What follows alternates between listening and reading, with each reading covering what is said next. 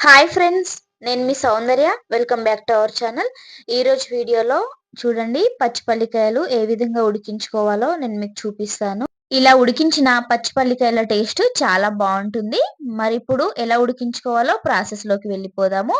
నేనైతే ఇక్కడ ఒక హాఫ్ కేజీ వరకు పచ్చి పల్లికాయలని తీసుకున్నాను. చూడండి, ఒక్కొక్క పల్లికాయని తీసుకొని ఇలా చివర్లను ఇలా ప్రెస్ చేసుకోవాలి. ఇలా ప్రెస్ చేసుకుంటూ వాటర్‌లో అయితే యాడ్ చేసుకోండి.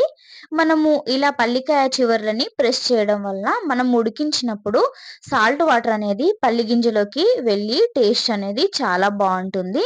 అన్నింటిని కూడా ఇలాగే ప్రెస్ చేసి వాటర్‌లోకైతే యాడ్ చేసుకోండి.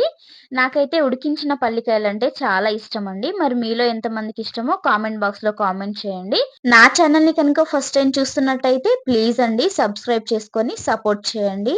పిల్లలు ఏదైనా స్నాక్స్ కావాలి అని అడిగినప్పుడు ఇలా పచ్చి పల్లికాయల్ని తీసుకొచ్చుకొని ఉడికించి పెట్టండి. టేస్ట్ బావుంటుంది. పిల్లలు గూడా చాలా ఇష్టంగా తింటారు.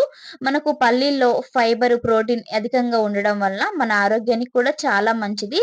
చూడండి, ఇలా అన్నింటిని కూడా ప్రెస్ చేసేసుకొని వాటర్‌లోకైతే వేసుకోండి. మనకు అన్నీ ప్రెస్ చేసుకోవడం అయిపోయింది కదా!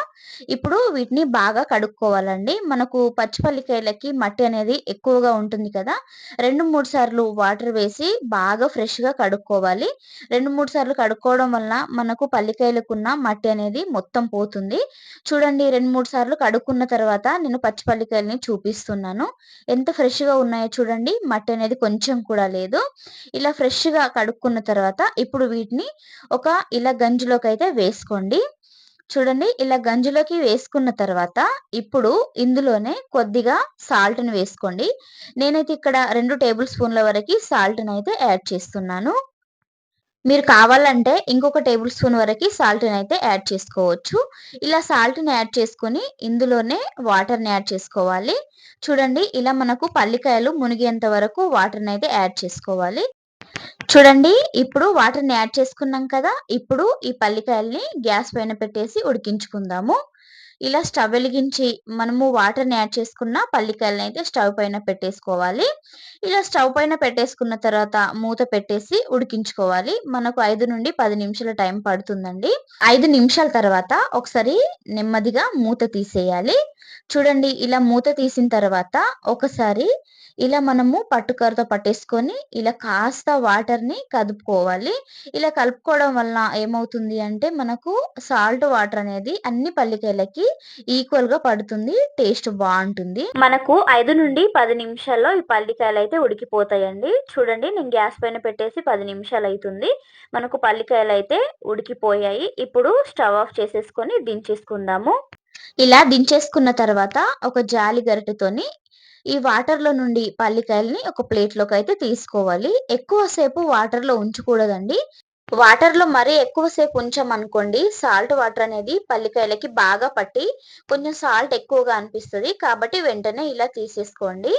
మీరు కావాలంటే కుక్కర్‌లో కూడా ఉడికించుకోవచ్చండి. కానీ కుక్కర్‌లో ఉడికించే కంటే ఇలా గంజిలో ఉడికించుకుంటేనే టేస్ట్ బావుంటుంది. ఈ పల్లికాయలని ఉడికించుకోవడము దాదాపుగా అందరికీ తెలుసు. కానీ ఎవరో ఒకరు తెలియని వాళ్ళు ఉంటారు కదండీ! అలాంటి వాళ్ళైనా తెలుసుకుంటారనేసి ఈ వీడియో అయితే చేశాను. చూడండి, మనకు పల్లికాయలనేవి చాలా చక్కగా ఉడికిపోయాయి. ఒకటి ఓపెన్ చేసి చూపిస్తున్నాను. చూడండి, ఎంత బాగా ఉడికిపోయాయంటే చాలా బాగా ఉడికిపోయాయి. ఇప్పుడు టేస్ట్ చేద్దాము. మరి మనకు సాల్ట్ వాటర్ అనేది బాగా తలిగిందా లేదా మనకు పల్లి గింజలకి చూద్దాము. టేస్ట్ అయితే చాలా బావుందండి. ఈ పల్లికాయల్లోకి సాల్ట్ గూడా పర్ఫెక్ట్‌గా తగిలింది. టేస్ట్ చాలా బావుంది. మీరు కూడా ఒకసారి తప్పకుండా ట్రై చేయండి. నాకైతే ఈ పల్లికాయలంటే చాలా ఇష్టమండి. మరి మీలో ఎంతమందికి ఇష్టమో కామెంట్ బాక్స్‌లో కామెంట్ చేయండి.